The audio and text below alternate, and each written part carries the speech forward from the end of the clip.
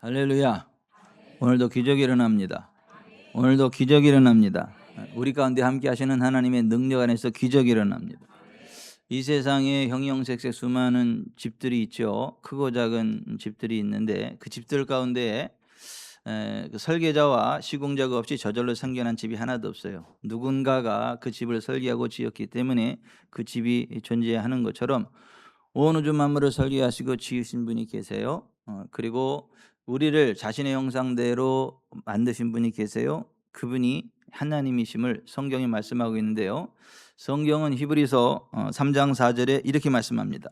집마다 지은 이가 있으니 만물을 지으신 이는 하나님이시라. 창세기 1장 1절 태초에 하나님이 천지를 창조하시니라. 온 우주 만물을 창조하신 그 하나님은 선하시며 인자하심이 영원하신 분이세요. 동시에 공의로우신 분이세요. 그 하나님을 만난 사람들이 하나님을 향하여 이러한 그 간증을 고백을 올려드리는 것을 봅니다. 시편 107편 1절에 여호와께 감사하라. 그는 선하시며 그 인자하심이 영원함이로다. 시편 7편 11절 하나님은 의로우신 재판장이시며 매일 분노하시는 하나님이시로다. 사람이 회개하지 아니하면 그가 그의 칼을 가시며 그의 활을 이미 당기어 예비하셨도다. 하나님 앞에 겸손히 나아오고 정말 믿음대로 순종하는 자들에게는 한량없는 복을 주시는 분이시지만은 악한 길을 걸어가고 뉘우침이 없이 회개하지 않으면 그 영혼을 심판하시고 지옥에 던져버리시는 무서운 하나님이시다. 그 하나님의 양면성을 함께 봐야지 한 면만을 바라보면 안 된다. 그래서 죽어서 천국과 지옥을 경험했고 그 하나님을 찐하게 만난 사도 바울이 이러한 고백을 했습니다. 로마서 11장 22절 그러므로 하나님이 인자하심과 준엄하심을 보라. 하나의 동전에 앞면과 뒷면 양면이 있는 것처럼 하나님은 인자하신 분이시지만 동시에 준엄하신 분이시고 선을 행하고 하나님을 찾아 행하는 자들에게는 영생을 예비하시고 천국을 예비하시지만은 당을 지어 악을 행하고 하나님을 대적하는 자들에게는 진노와 분노로 지옥을 예비하시고 떨어뜨리시는 하나님이시다. 그래서 로마서 2장 6절에서 8절 하나님께서 각 사람에게 그 행한 대로 보응하시되 참고 선을 행하여 영광과 존귀와 썩지 아니함을 구하는 자에게는 영생으로 하시고 오직 당을 지어 진리를 따르지 아니하고 불의를 따르는 자에게 진노와 분노로 하시리라. 선하시며 인자하시며 영원하신 하나님, 공의로우신 하나님이 전 지구촌을 살피셨어요.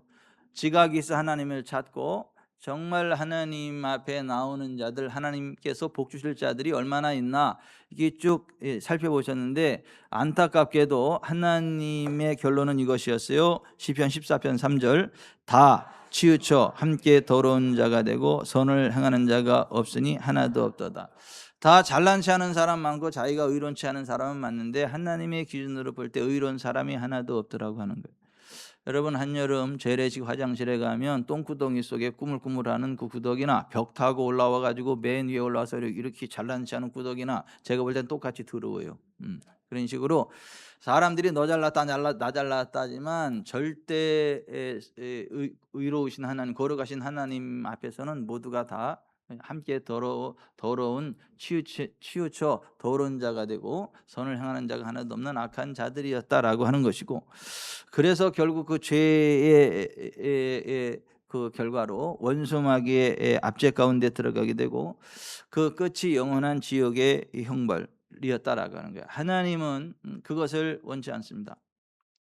여러분 자식들이 고통 가운데 있고 잘못된 길로 나가면 그거 기뻐하는 부모 없죠. 안타깝게 생각을 하고 할 수만 있으면 복된 길로 나가게 하고 문제 있으면 해결해 주기 원하잖아요. 그런 식으로 하나님은 우리를 사랑하시기 때문에 우리가 고통 가운데 살아가는 걸 원치 않습니다. 우리가 저주 가운데 살아가는 걸 원치 않고 우리가 지옥에 떨어지는 것도 원치 않아요. 그래서 우리를 구원해 주시고 우리에게 복을 주시고 풍성한 삶을 주시려고 그 하나님의 구원자 하나님의 독생자 예수 그리스도를 이 땅에 보내주셨거든요. 그 예수 그리스도께서 이 땅에 오셔서 우리의 죄의 문제 해결하시려고 채찍질을 당하신 거예요. 멸시와 천대를 당하신 거예요. 발가벗겨지는 저주의 수치를 당하시고 십자가에 매달려 죽으신 거예요. 그래서 그 온 인류의 죄로 말미암아 이 하늘과 땅의 권세가 원수마귀에게 빼앗겼지만은 예수께서 그 십자가의 피로 그 죄값을 지불하심으로 하늘과 땅의 모든 것을 다 되찾아오셨거든요. 그래서 죽은 자 가운데 3일 만에 부활하신 예수께서 제자들에게 나타나서 하늘과 땅의 모든 권세를 내게 주셨으니 그러므로 너희는 가서 모든 민족으로 제자를 삼아 아버지와 아들과 성령의 이름으로 침례를 베풀고 내가 너에게 분부한 모든 것을 가르쳐 지키게 하라. 볼지어다 내가 세상 끝날까지 너희와 항상 함께 있느니라. 이렇게 말씀하셨거든요. 그리고 마가복음 16장 15, 16절에는 이렇게 말씀했어요. 너희는 온 천하에 다니며 만민에게 복음을 전파하라. 믿고 침례를 받는 사람은 구원 얻을 것이요 믿지 않는 사람은 정죄를 받으리라. 예수 그리스도께서 하나님이 온 우주의 창조주가 되시고 우리를 사랑하시고 복의 근원이시고 우리의 죄로 인하여 하나님과 결별되어지고 우리의 죄 문제로 저주 가운데 살아고 지옥에 떨어질 수밖에 없지만 예수 그리스도의 십자가의 구속의 은총 안에 우리가 죄 사함 받고 구원받고 하나님 백성 되고 하나님 임재 가운데 살아가게 되고 하나님 주는 풍성한 기적의 삶을 상식으로 살아가게 되고 죽어서도 영원한 천국에 들어갈 수 있게 됐다. 이거를 가르쳐서 한마디로 복음이라고 그러거든요. 이 복음을 믿고 침례를 받으면 구원 얻는다. 이건 믿지 않는 사람은 정죄를 받는다. 이렇게 이야기하거든요. 정죄를 당한다는 얘기가 뭐냐면 자기의 죄의 대가를 지불해야만 한다. 이게 정죄라는 얘기예요. 근데 그 복음을 믿고 침례를 받으면 구원을 받는다. 이게 복음을 믿으면 구원받는 게 아니라 믿고 침례를 받으면, 예수 믿으면 구원받는 거 아니에요? 맞아요. 그런데 침례 받아야 돼요. 침례 안 받으면 구원 못 받아요? 그냥 나한테 묻지 말고 성경은 이렇게 믿고 침례를 받으면 구원을 받아. 따라서 합시다. 믿고 침례를 받는 사람은 구원을 얻을 것이요. 그러니까 침례 안 받으면 구원 못 받아요? 그 예수만 믿으면 되는 거 아니에요? 아니, 그냥 따지지 말고 그냥 성경은 이렇게 이야기해요. 믿고 침례를 받는 사람은 구원 얻을 것이요. 그러니까 그 침례 받아야 구원 받느냐고. 왜 나한테 자꾸 따져요? 그냥 성경이 믿고 침례를 받는 사람은 구원 받는다 그러면 믿고 침례 받으면 되지. 세례는 안 돼요? 그 성경이 침례라면 침례지 또 세례요. 침례가 뭐냐? 침례가 마가복음 1장 4절에 보면 침례 요한이 광야에서 죄 사함을 받게 하는 회개의 침례를 전파했을 때 수많은 사람들이 요단강에 나와서 자기들의 죄를 자백하고 침례를 받았어요. 오순절 성령 강림 이후에 베드로가 또 이렇게 이야기했습니다. 사도행전 2장 38절 너희가 회개하여 각각 예수 그리스도의 이름으로 침례를 받고 죄 사함을 받으라. 예수 믿고 회개하고 침례 받아야 죄 사함 받는다. 그러니까 정말 죄사함 받기 원하시는 사람은 침례를 받아야 돼. 회개할 뿐만 아니라 회개하고 침례 받아야 된다고 이야기를 해요. 침례란 구체적으로 또 뭐냐? 하나님과 상관없이 내 마음대로 살던 나의 옛사람을 예수님과 함께 십자가에 못 박아서 물속에 장사 지내버리고 물속에서 올라올 때 성령님의 능력으로 훅 새 생명이 부어져 가지고 새 생명 가운데 하나님 기뻐하시는 삶, 하나님의 임재 가운데 영혼이 잘 되고 범사가 잘 되고 강건케 되고 원수마귀와 상관없이 하나님의 영광을 이 땅에 드러내고 왕의 권세를 살다가 하늘나라 천국에 들어가는 그 삶의 결단, 그 삶의 실제의 도킹, 그 삶과의 도킹, 하나됨, 연결점, 그게 침례라고 하는 거예요. 그래서 로마서 6장 3절 4절에 무릇 그리스도 예수와 합하여 침례를 받은 우리는 그의 죽으심과 합하여 침례를 받은 줄을 알지 못하느냐. 그러므로 우리가 그의 죽으심과 합하여 침례를 받음으로 그와 함께 장사되었나니 이는 아버지의 영광으로 말미암아 그리스도를 죽은 자 가운데서 살리신 것 같이 우리로 또한 새 생명 가운데서 행하게 하려 하십니다. 예수 그리스도와 함께 죽어서 십자가에 다 옛사람 장사 지내버리고 성령 안에서 새 생명 가운데 하나님이 주시는 복된 삶을 살아가는데 그 어떤 것도 두려워하지 않고 하나님만을 두려워하면서 하나님 주시는 복된 삶을 살다가 하나님 나라 천국에 들어가는 그 패러다임 시프트, 그러한 새로운 삶으로의 도킹의 사건이 침례라고 하는 거예요. 중국 공산당 정권에 거센 핍박이 있는 중국의 한 지하교회에서 비밀리에 침례식이 열렸어요. 중국 경찰을 공안이라 그러죠. 공안에게 걸리면 감옥에 가거나 전 재산을 몰수당할 수 있는 위험한 상황이었습니다. 그날 침례를 받던 한 청년에게 목사님이 물었습니다. 형제님, 이 침례를 받으면 직장을 잃을 수도 있고 감옥에 갈 수도 있습니다. 그런데도 왜 침례를 받으려고 합니까?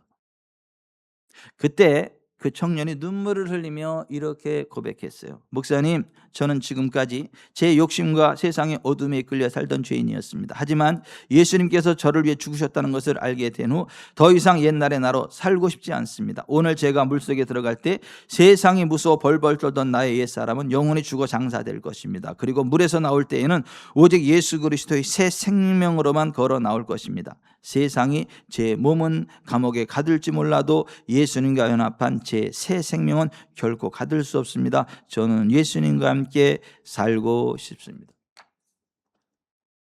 침례받고 물에서 올라올 때에 그의 얼굴이 천사처럼 환하게 빛납니다. 마치 시내산에서 하나님의 임재 가운데 있다 나올 때 모세의 얼굴이 해와 같이 빛났던 것처럼, 스데반이 순교의 현장에서 열린 하늘의 문 가운데 주님의 임재 가운데 얼굴이 천사와 같이 확 빛나는 것처럼 이 청년의 얼굴이 침례받고 올라오는 순간 환하게 빛나더라고 하는 것이죠.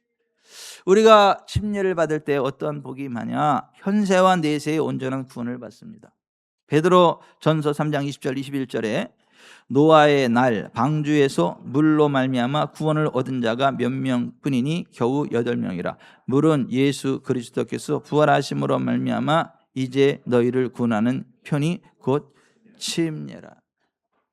노아 시대에 온 세상이 노아 가정만 빼놓고 죄악이 관영해요. 하나님의 심판을 받아야 될 상황이에요. 아무리 복음을 전해도 믿지를 않습니다. 하나님이 노아더러 방주를 만들라 그러고 방주 안에 들어가라 그래요.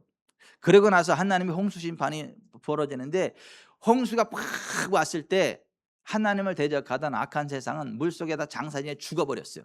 하지만 그 물 위에 방주는 떠올라서 하나님 임재 가운데로 훅 들어가게 됐습니다.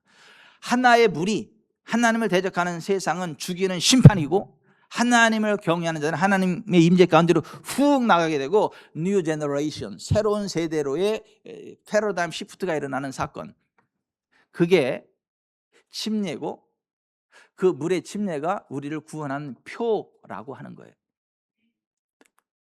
마가복음 16장 15절부터 18절, 너희는 온천에 다니며 만민에게 복음을 전파하라. 믿고 침례를 받는 사람은 구원 얻을 것이요 믿지 않는 사람은 정죄를 받으리라. 믿는 자들에게는 이러한 표적이 따르리니 곧 그들이 내 이름으로 귀신을 쫓아내며 새 방언을 말하며 뱀을 집어올리며 무슨 독을 마실지라도 해를 받지 않으며 병든 사람에게 손은 정나리라.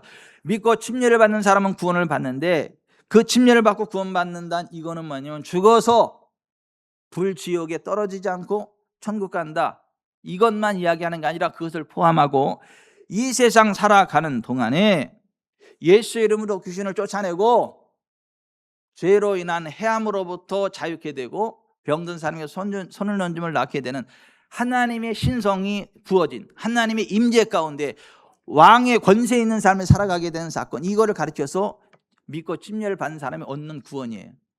단지 지옥에 안 가고 천국 간다 이 얘기가 아니라 믿고 침례를 받는 그 순간으로부터 패러다임의 시프트가 일어나는 거예요.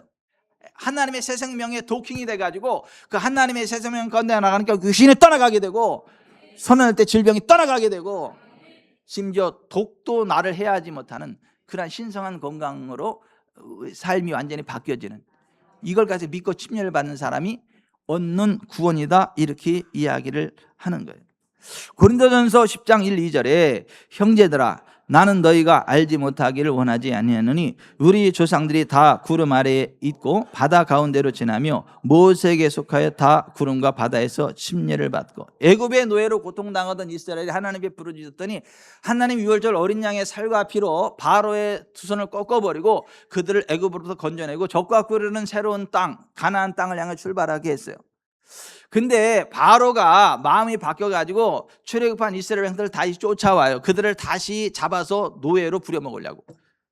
그때 홍해를 하나님이 가르치고 이스라엘 백성도 홍해를 쭉 통과하게 하고, 바로 군대가 그 홍해를 갈라진 홍해로 따라오는 중간에 있을 때 하나님이 그 홍해 바닷물을 확 덮어가지고 바로와 그의 군대를 홍해에 다 수장시켜버려요. 그게 침례의 사건이라는 거예요. 무슨 얘기냐면 유월절 어린 양이신 예수 그리스도의 살과 피로 말미암아 제사함 받고 치유받고 하나님의 자녀가 돼서 풍성한 삶의 현장으로 나아가는 우리들에게 원수 마귀가 호락호락 포기하지 않고 또 쫓아와서 우리를 공격하고 핥히고 끌어가려고 쫓아오지만은 원수 마귀야 더 이상은 아니야 딱 끊어주는 사건, 그게 침례라고 하는 거예요. 홍해 사건으로 애굽의 추적이 완전히 끝났던 것처럼 원수 마귀가 호락호락 덤비려고 하던 나의 옛사람을 끝내버리는 사건, 그게 침례라고 하는 거예요. 홍해 사건 이후에 더 이상 바로와 그의 군대는 그림자조차 볼 수 없어요. 다만 그들 스스로가 우상을 숭배하고 스스로가 범죄하고 스스로가 원망불평함으로 삶에 고통이 찾아올지언정 바로의 군대는 그림자조차 접근 못하더라는 거예요. 이미 끝나버렸어요. 침례가 바로 그거예요. 우리가 예수 그리스도 안에서 침례를 받고 할 때 원수 마귀가 더 이상 우리를 공격할 수 없습니다. 우리 스스로가 타락하지 않는 한, 우리 스스로가 음행하고 우리 스스로가 불평불만하지 않는 한, 하나님이 주시는 통성한 상황 가운데로만 나아가지 원수 마귀의 그림자조차 우리에게 접근할 수 없는 사건, 이것이 침례라고 하는 거예요. 열왕기하 5장에 보면 불치의 나병 환자였던 나아만이 있어요. 그 나아만이 어느 날 이야기를 했어요. 이스라엘에 가면 하나님의 선지자 엘리사가 있는데 엘리사 선지자에 가면 어떤 병도 다 낫는다 하더라. 이 나병도 낫는다 하더라. 그 소문을 듣고 이스라엘의 엘리사 선지자를 찾아갔어요. 엘리사 선지자가 요단강에서 몸을 7번 담그라 그랬습니다. 처음에는 요단강 물 별로 안 줘서 기분이 안 좋았지만은 엘리사의 말에 순종해서 요단강에 몸을 7번 담갔더니 그 살이 깨끗하게 회복돼서 어린아이의 살과 같이 회복됐어요. 열왕기하 5장 10절 14절에 이렇게 되어 있습니다. 엘리사가 사자를 그에게 보내 이르되 너는 가서 요단강에 몸을 7번 씻으라. 내 살이 회복되어 깨끗하리라 하는지라. 나아만이 이에 내려가서 하나님의 사람의 말대로 요단강에 7번 몸을 잠그니 그의 살이 어린아이의 살같이 회복되어 깨끗하게 되었더라. 여기 7번이라고 하는 건 그냥 문자적인 7번이에요. 그런데 동시에 완벽한 하나님의 수를 상징하기도 합니다. 7은 하나님의 수예요. 완벽한 하나님의 기준이에요. 몸을 7번 담갔다라고 하는 건 뭐냐면 하나님의 기준에 맞춰서 하나님의 뜻대로 그 믿음으로 침례받는 것을 나타내요.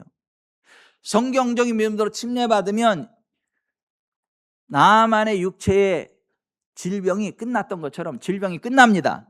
저주 압박이 끝납니다. 그리고 그가 살아계신 하나님 임재 가운데 들어가서 이스라엘 하나님 여호와만이 온 우주의 유일하신 참신이다. 그래서 그가 아람의 신을 버리고 이스라엘 하나님 여호와를 그의 하나님으로 섬겨요.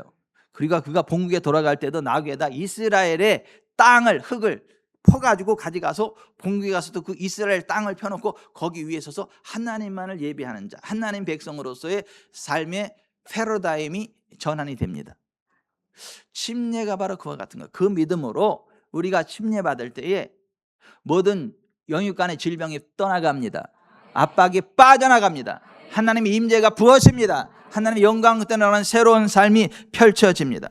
오랜 세월 우상 숭배의 가문에서 성장하여 늘 가위 눌림과 악몽에 시달리고 원인을 알 수 없는 전신 통증과 만성 질병으로 고통받으며 마음의 우울증과 재정적인 묶임까지 겹쳐진 삶 가운데 있는 사람들이 있다면 침례는 단순한 예식이 아니라 나아만의 경우처럼 당신을 괴롭히던 모든 옛삶의 저주와 질병을 물속에 장사 지내고 예수님의 새 생명인 치유와 자유로 들어가는 합법적인 표식임을 믿고 침례를 받으세요.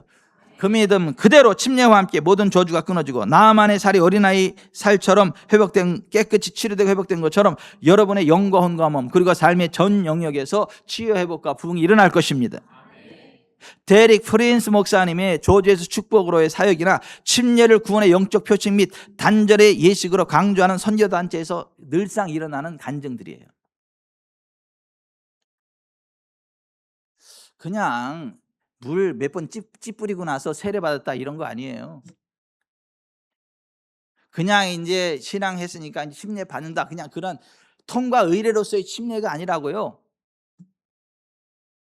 성찬식이 그냥 하나의 예식이 아닌 것처럼 진짜 예수님의 찢긴 몸 흘리신 피와 하나 돼가지고 치유 가운데로 영광 가운데로 나아가는 실제적인 도킹의 사건인 것처럼 침례가 역시 새 생명과의 도킹, 성령의 임재와의 도킹, 그래서 하나님 주신 부흥의 관계로 나아가는 그러한 파라다임 시프트의 그 사건, 이벤트, 그게 침례라고 하는 거예요.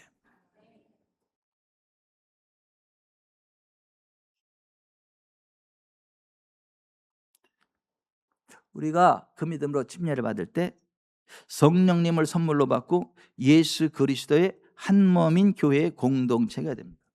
사도행전 2장 38절, 베드로가 이르되 너희가 회개하여 각각 예수 그리스도의 이름으로 침례를 받고 죄의 사함을 받으라. 그리하면 성령의 선물을 받으니, 여기 of는 소유의 of가 아니라 목적의 of예요. 성령을 선물로 받는다, 이런 말이에요. 믿고 침례 받을 때 성령을 선물로 받습니다. 성령의 임재. 누가복음 3장 21, 22절에 백성이 다 침례를 받을세 예수도 침례를 받으시고 기도하실 때에 하늘이 열리며 성령이 비둘기 같은 형체로 그 위에 강림하시더니 하늘로부터 소리가 나기를 너는 내 사랑하는 아들이라 내가 너를 기뻐하노라 하시니라. 예수께서 세례 받은 거 아니에요. 침례, 물속에 들어갔다가 올라오셨다. 올라오셔서 기도하실 때에 하늘이 열리고 하나님의 성령이 비둘기같이 그 위에 강림하셨다. 여러분, 전 세계에서 이 바프티스마를 세례로 번역한 나라는 난 우리나라밖에 없는 걸 알고 있어요. 다 침례로 번역하거나 바프티스마라고 그냥 표음을 그냥 갖다 쓰든가 하지 세례로 번역한 나라가 없는 걸로 알고 있어요, 저는. 근데 우리나라는 왜 이 침례라는 말을 안 쓰죠? 그리고 기껏 한다니까 난해주로 해가지고 혹은 침례 이렇게 해놓죠. 그리고 세례를 주장하는 어떤 교단의 선교사님이 보니까 세례가 아니라 침례가 맞아. 그래서 선교 현장에 가서 침례를 줬거든요. 그거 알고 나서 선교사 잘라버렸어. 선교사 파면시켰어. 그게 뭐라고? 여러분, 세례와 침례가 무슨 그렇게 하다고 그렇게 선교사까지 잘라버립니까? 이게 영적인 거예요, 영적인 거. 그냥 세례를 물 한번 몇 번 찝어 바르고 그냥 세례 받았다, 이거 죄를 씻는 예식 정도로 강등시켜 버리는 거예요. 바프티스마는요, 죄를 씻는 게 아니야. 옛사람을 죽여버리는 거지. 새 생명으로 바꿔버리는 거지. 죄를 씻는 게 아니고 옛자를 물속에 장사 지내고 새 생명 가운데 나아가는 거라고요. 그거를 액면 그대로 하는 게 침례예요.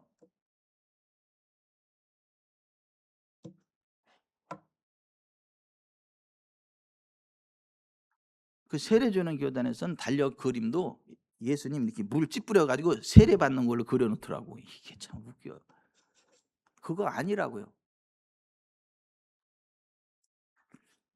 고린도전서 12장 13절, 우리가 유대인이나 헬라인이나 종이나 자유인이나 다 한 성령으로 침례를 받아 한 몸이 되었고 다 한 성령을 마시게 하셨느니라. 다 한 성령으로 침례를 받아 한 몸이 됐다. 자, 물속에 들어가면 물과 내가 하나 되고, 같은 물속에 들어가면 물속에 전체가 하나로 연결되듯이 우리가 한 성령 안에서 한 몸 공동체가 된다라고 하는 거예요. 그리고 성령을 물을 마심으로 물과 내 몸이 하나 되는 것처럼 침례로 말미암아 성령님과 내가 하나 되어진다라고 하는 거예요. 우리가 언제 침례 받는 건가?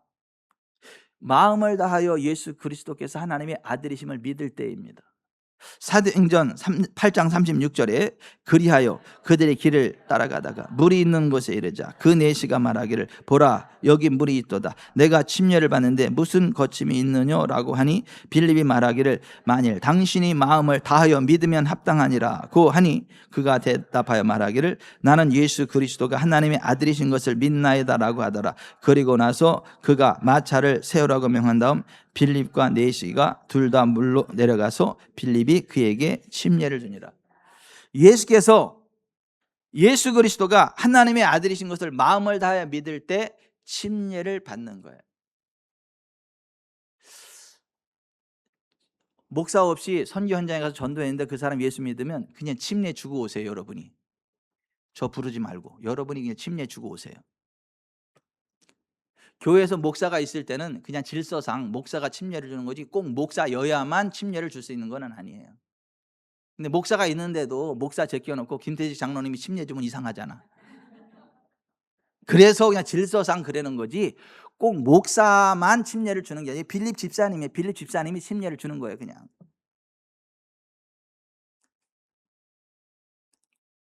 예수 그리스도가 하나님의 아들 그리스도이심을 정말 마음으로 진정으로 믿으면 침례 받을 수 있다. 마가복음 16장 15절 또 이르시되 너희는 온천에 다니며 만민에게 복음을 전파하라. 믿고 침례를 받는 사람은 구원을 얻을 것이요 믿지 않는 사람은 정죄를 받으라. 이 복음을 믿으면 침례 받는 거예요. 언제 침례 받는 건가? 제사함 받기 원할 때. 사도행전 2장 38절 베드로가 이르되 너희가 회개하여 각각 예수 그리스도의 이름으로 침례를 받고 죄 사함을 받으라. 예수 믿고 침례 받을 때 죄 사함 받는다잖아요. 그러니까 예수만 믿으면 되는 거 아니고 꼭 침례 받아야 돼요? 아니 믿고 침례 받으면 구원 받는다. 아니 그러니까 침례 안 받은 죄 사함 못 받아요? 그러니까 믿고 침례 받으면 구원 받는다 그러잖아. 왜 자꾸 따져? 그냥 죄 사함 받기 원하면 믿고 침례를 받으세요. 우리가 언제 물침례 받는 건가? 성령 침례 받았을 때. 사도행전 10장 44절 베드로가 이 말을 할 때에 성령이 말씀 듣는 모든 사람에게 내려오시니 베드로와 함께 온 할례 받은 신자들이 이방인에게도 성령 부어주심으로 말미암아 놀라니 이는 방언을 말하며 하나님 높임을 들음이로라. 이에 베드로가 이르되 이 사람들이 우리와 같이 성령을 받았으니 누가 물로 침례 베품을 금하리요 하고 명하여 예수 그리스도의 이름으로 침례를 베풀라 하니라. 성령 침례 받았으니까 물 침례는 건너뛰어도 돼 이러지 않았어요. 성령 침례 받았기 때문에 물 침례도 받아라 이렇게 이야기했어요. 이게 성령 침례 물 침례는 동전의 앞뒷면과 같은 거예요. 그 자체가 하나인 거예요. 동전이 있는데 5천만 원짜리 동전이 있다고 칩시다. 5천만 원짜리 동전이 딱 박정희 집사님한테 갔는데 보니까 앞면은 있고 뒷면은 없어. 그럼 어떻게 해야 돼요? 예? 그게 정상적인 동전이 아니에요. 앞뒷면이 같이 있어야 그게 5천만 원짜리 동전인 거지. 또 졸다가 또 그래라. 또 우리나라 5천만 원 동전 나왔다며. 하나의 동전에 앞뒷면이 있는데 그 자체로 하나인 거예요. 성령 침례 받았으니까 물 침례 건너뛰어도 돼 이게 아니고 성령 침례 받았으니까 물 침례도 받아라 이렇게 이야기하는 거예요. 지금 성령 침례 받기를 원할 때 물 침례를 또한 받는 거예요. 사도행전 2장 38절 베드로가 이르되 너희가 회개하여 각각 예수 그리스도의 이름으로 침례를 받고 죄의 사함을 받으라. 그리하면 성령의 선물을 받으리니. 성령 침례 받은 사람도 물침례를 받지만 성령 침례 받기 원하는 사람도 물침례를 받고 물침례와 함께 성령 침례를 받는 거다라고 하는 거예요. 여러분 사마리 교회와 에베소 교회는 물침례는 받았는데 성령 침례를 받지 못했어요. 성령을 받지 못했어요. 그랬을 때 베드로와 요한이 내려가서 그들이 위해서 성령 받기를 위해서 기도하니까 그들에게 성령이 임해요. 사도행전 8장 17절 이에 두 사도가 그들에게 안수함에 성령을 받는지라. 사도행전 19장의 에베소 교회도 아볼로 성경을 아주 능통하게 잘 가르치는 아볼로 교사 달변가예요. 성경을 막 가르쳐가지고 침례를 주긴 줬는데 성령님을 몰라. 그래서 성령님을 받지 못했어요. 그랬을 때 사도 바울이 에베소에 가서 다시 예수 그리스도의 이름으로 침례를 베풀고 안수함에 성령이 그들에게 임하시고 그들이 예언하니 12사람쯤 되니라 이렇게 돼 있어요. 그러니까 예수님 믿는데 성령 침례 받지 못한 사람은 물침례와 함께 성령 침례 가운데로 들어가야 돼요. 또 물침례는 안 받았지만 성령 침례 받은 사람은 성령 침례 받았기 때문에 물침례를 받아야 돼요. 또 물침례 받았는데 성령 침례 못 받은 사람은 다시 물침례를 받으면서 성령 침례로 들어가든가 아니면 주의 종이 안수기도를 받고 성령 침례 가운데로 들어가거나 둘 중에 하나 해야지. 아이 몰라 받아서 됐어 이렇게 그냥 대충 넘어갈 문제가 아니에요. 아이 몰라 그런다고 되는 게 아니야. 긴 건 아닌 건 아닌 거고 받은 건 받은 거고 안 받은 건 안 받은 거고 안 받았으면 받아야 되고 받았으면 또 받아야 되고 이러는 거지. 왜 아멘이다 출장 갔나 모르겠어. 물 침례가 있고 성령 침례가 있어요.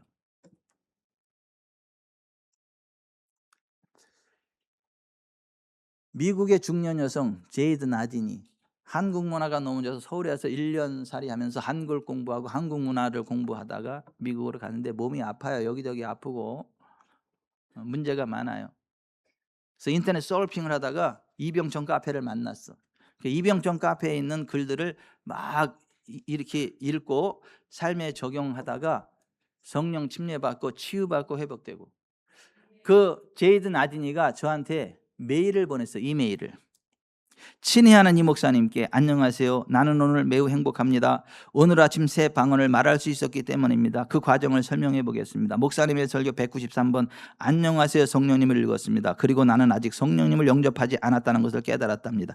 그 설교를 읽고 난 후 나는 성령님을 영접하였습니다. 그리고 목사님의 설교 94번 성령이 임하시면을 읽었습니다. 내가 기도에 게을렀다는 것을 깨달았습니다. 하나님께 대한 나의 게으름을 회개했습니다. 오늘 나는 기도했습니다. 성령님, 나는 당신의 도움으로 기도하기 원합니다.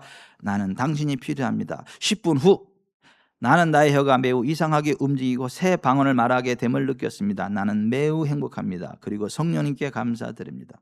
한 달 후 또 이렇게 편지가 왔어요. 친애하는 이 목사님께 안녕하세요. 요즘 목사님의 설교로 기쁘게 지냈습니다. 목사님의 설교 목록 중에서 118번을 읽었습니다. 그 설교를 읽었을 때 나는 목사님이 소개한 사도행전의 여러 구절들을 읽었습니다. 그 구절들을 읽는 동안 나는 무언가를 깨달았습니다.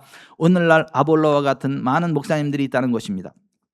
달변가였던 아볼로가 에베소 사람들을 가르쳤습니다. 그는 성령에 관하여 결국 들어보지 못했었습니다. 그것이 그의 잘못된 혹은 충분치 못한 가르침의 이유였습니다. 그는 오로지 하나, 예수께서 우리의 죄를 위해 죽었다는 것만을 설교했습니다. 그는 예수께서는 그를 믿는 자들에게 성령을 주시기 원하신다는 것을 설교하지 않았습니다. 그것이 에베소 사람들이 바울을 만나기까지 성령을 알지 못했던 이유였습니다. 그리고 바울을 만나고 성령을 알기까지 매우 어리석고 가난한 그리스도인이었던 이유가 그것입니다. 나는 아볼로와 같은 많은 목사님들을 만났습니다. 그들은 하나님의 종으로 부름을 받지 못한 분들입니다. 그러나 그분들은 자신들이 하나님의 종으로 부름을 받았다는 그들 자신의 확신을 가지고 있지요. 그들은 그들의 빛나는 경력을 스스로 만들어 가지요. 일례로 그들은 유명한 학교에서 공부하고 많은 학위들을 소유하지요. 그들은 유명한 교회 등에서 사역을 한답니다. 참된 종이요 온전한 복음과 하나님의 계획을 알고 있는 목사님을 내가 만나기 전까지 나는 가난하고 약하고 어리석은 그리스도인이었던 에베소 사람들과 같은 희생양이었습니다. 1년 8개월이 지나고 다시 이렇게 편지를 보냈습니다. 친애하는 이 목사님, 안녕하세요. 저는 제이드 나딘입니다. 저는 목사님의 설교들로부터 많은 영향력을 받고 있는 한 여성이랍니다. 목사님의 설교들을 읽은 후 저는 성령님에 대한 저의 눈을 열었습니다. 저는 방언의 은사, 하나님의 선하심, 성령님의 권능, 치유의 능력 등등을 경험하였습니다. 목사님의 설교들은 저의 그리스도인으로서의 삶의 방향을 바꾸어 놓았습니다. 그리고 또 한 번의 편지가 왔어요. 당황하는 편지. 이분이 타교단에 있다가 이 성령님 인재 가운데 라고 침례교단으로 교회를 옮겼어. 그래서 그 교회 가서 막 간증을 했어. 막 내가 성령님 안에서 이렇게 치유를 받았고 방언이 열렸고 막 그런 것들을 막 간증을 했어. 그랬더니 사람들 눈치가 이상해. 그러더니 거기 담임 목사님이 불러요. 그러더니 be quiet. 조용히 하세요. 그런 말 하지 마세요. 우리 교회에서 그런 말 하지 마세요. 사도시대 이후로 모든 은사가 멈췄는데 무슨 지금 방언을 이야기하냐고. 사도시대 이후로 치유는 없는데 지금 무슨 치유를 얘기하냐. 그런 이상한 얘기 하지 말라고. 우리 이상한 신앙 얘기 우리 교회에서 하지 말라고. 여기 침례교단 아니냐고. 그 맞다고. 그 대한민국의 이병천 목사가 침례교회 목사 아니냐고.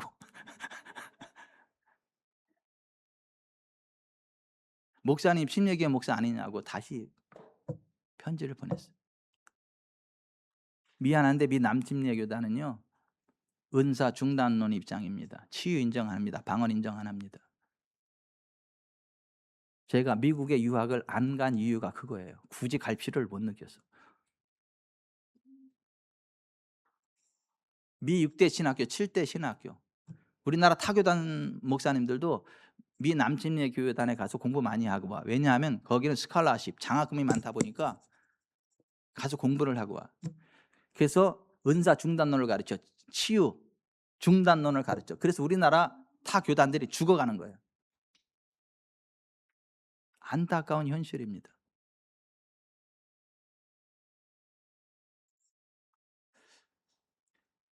여러분, 침례는요, 예수 그리스도와 함께 내 마음대로 살던 옛사람을 물속에 장사 지내는 거예요. 물에서 올라올 때 하늘로부터 하나님의 성령이 비둘기같이 강림하셔서 성령님의 도킹 가운데 들어가는 거예요. 그리고 성령님에서 새 생명 가운데 나아가는 거예요. 그래서 제가 침례 물에서 딱 끌어올렸을 때 한참 서 있어요. 서 있는 이유는 그때 성령님과의 도킹 시간이에요. 성령이 훅, 수건은 왜 가르냐고, 물 먹지 말라고.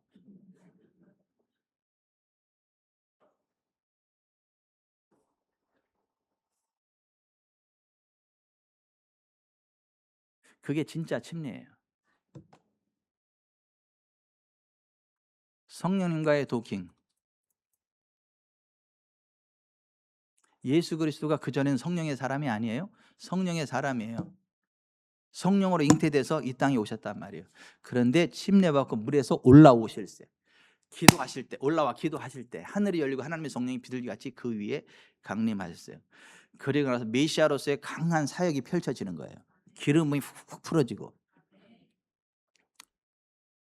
그래서 침례 이전과 침례 이후의 삶이 같을 수가 없는 거예요. 예수 그리스도가 그랬던 것처럼.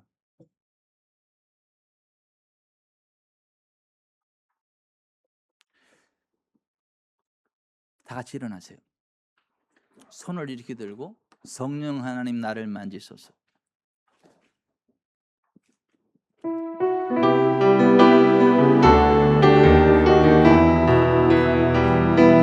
성령 하나님 나를 만지소서. 상하고 깨어져 지친 나를 새롭게 하소서. 성령의 바람 시들은 내 영 살리소서. 성령 하나님 이 땅 고치소서. 죄악의 어둠 속 내면을 우리 태워주소서. 성령의 불로 세상 헛된 맘 태우소서.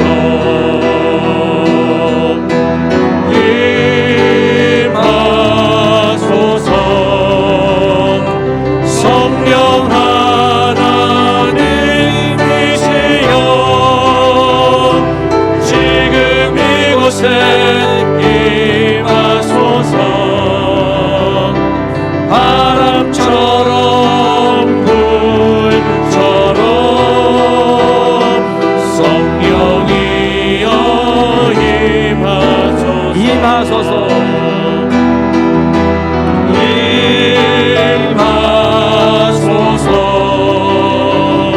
성령 하나님이시여 지금 이곳에 임하소서. 바람처럼 불처럼 성령이여 임하소서. 사랑하는 성도 여러분, 오늘 주님은 우리에게 머뭇거리지 말고 믿음의 순종으로 나아오라 말씀하십니다. 단순히 주일에 왔다 갔다 하는 종교인이 아니라 나의 옛사람은 십자가에 예수님과 함께 못 박아서 물속에 장사 지내버리고 내 안에 오직 예수 그리스도만 살아 역사하는 성령님의 권능 안에 살아가라 말씀하십니다. 이 시간 함께 기도할 때에 가난하고 무력한 그리스도의 옷을 다 벗어버리기 원합니다. 하나님, 다다음 주에 있을 우리 축전사람께 창립 23주년 기념 침례식 가운데 하늘문을 열으시옵소서. 순종하여 물속으로 들어가는 자들마다 나만 장군처럼 영육의 질병이 치유되게 하시고 마귀의 사슬이 끊어지고 현세와 내세 온전한 회복과 구원의 은총 가운데로 나아가게 하시옵소서. 무엇보다 성령님의 침례를 구합니다. 성령 우리의 심령에 불로 임하시옵소서. 바람같이 임하시옵소서. 메마른 입술을 열어 하늘의 언어를 주시고 세상 위를 걷는가 기름 부음을 주옵소서. 이 시간 주님의 약속을 확실히 붙잡고 주여 세워 부르고 통성으로 기도합니다. 주여 주여 주여.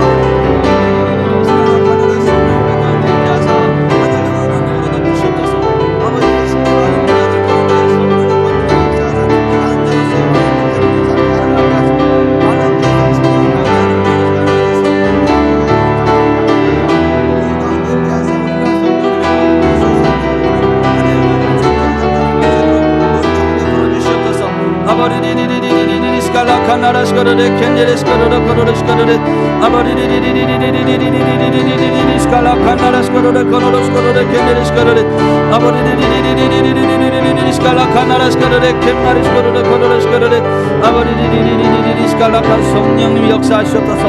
성령님 임하시옵소서. 역사하시는 침례식 가운데 임하시옵소서. 이미 침례받은 자들 가운데 그 기름 부음의 능력에 강력하게 풀어주옵소서. 하늘 영광 드러난 존귀한 자들, 새 생명 가운데 하는 존귀한 자의 길을 걸어갈 수 있도록 은총을 베풀어 주시옵소서. 또 하나님 역사하여 주시옵소서. 사랑과 은혜가 풍성하신 전능하신 하나님 아버지, 오늘 선포된 말씀을 통해 침례에 담긴 위대한 영적 비밀과 구원의 복을 깨닫게 하심을 감사합니다. 천지 만물을 창조하시어 인간의 생사복을 주관하시는 공의롭고 인자하신 하나님 앞에 우리의 옛 자아와 모든 죄악을 고백하며 나아갑니다. 마귀의 꾀임에 넘어가 영원한 형벌을 받을 수밖에 없던 우리를 위해 독생자 예수 그리스도를 보내어 십자가에 필려 죽게 하시고 부활의 산 소망을 주시니 감사합니다. 우리 주산업계 모든 성도들이 다다음 주일 창립 23주년을 맞이하여 거행되는 거룩한 침례식을 사모함으로 준비하게 하옵소서. 침례를 받는 모든 심령마다 세상과 욕심을 따르던 옛사람의 물속에 완전히 영원히 장사 지내지게 하시고 물 위에 올라올 때에는 오직 예수 그리스도의 부활 생명과 연합하여 성령 안에 새 생명으로 걸어 나오는 놀라운 기적이 일어나게 하옵소서. 이 침례가 단순한 종교적 예식이 되지 않게 하시고 나만 장군이 요단강에 몸을 잠갔을 때에 나병이 어린아이 살같이 깨끗해진 것처럼 우리를 괴롭히던 현세의 모든 저주와 질병, 연과 혼과 몸과 재정의 묶임이 끊어지는 합법적인 구원의 표식이 되게 하옵소서.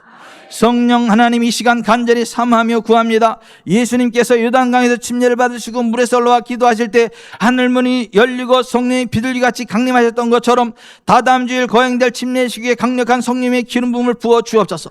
성령님 환영합니다. 무기력하고 가난한 영적 상태에서 벗어나 대적의 일을 권능과 방언의 은사, 치유의 표적을 경험하는 성령 침례의 현장이 되게 하옵소서. 우리가 단 성령을 마시고 한 몸 공동체가 되었사오니 지구촌 사랑교회 온 성도가 악한 마귀의 공격으로부터 보호받고 세상의 핍박 가운데서도 중국 지하교회 성도처럼 낮이든 밤이든 예수님과 함께 살겠다 고백하는 담대한 믿음의 군사들로 우뚝 서게 하옵소서. 지금 이곳에 바람처럼 불처럼 임하사 상하고 끼어진 우리의 영을 새롭게 하시고 세상의 헛된 마음을 다 태워버리게 하옵소서.